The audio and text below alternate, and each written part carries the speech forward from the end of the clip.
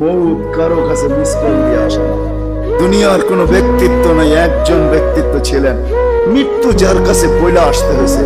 আল্লাহ নিজে বলছেন মালাকুল মৌতকে, বন্ধুর কাছে যাবে, অনুমতি দিলে ঢুকবে, নাইলে ঢুকবে না। অনুমতি নিয়ে বুকে হাত রাখবে, নাইলে রাখবে না। আমার বন্ধুর অনুমতি ছাড়া হাত রাখবে না বুকে। একজনই দুনিয়াতে ব্যক্তিত্ব ছিল যার কাছে অনুমতি নিয়ে আসছে, কারো কাছে আজ পর্যন্ত অনুমতি নিয়ে আসে আর আসবেও না। সত্য এটাই। এই জন্য আসেন, ওই জান্নাত, এটাই আমাদের ছোট জীবনটার উদ্দেশ্য।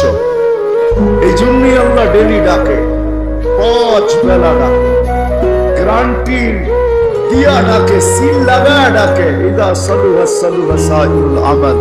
5 ওয়াক্ত নামাজ যদি উম্মত কমপ্লিট করে দেখাইতে পারে, তো আল্লাহ আমাদের নবীজির সাথে ওয়াদা করছেন, আমিও আপনার উম্মতের জীবনকে কমপ্লিট করে দেখাই।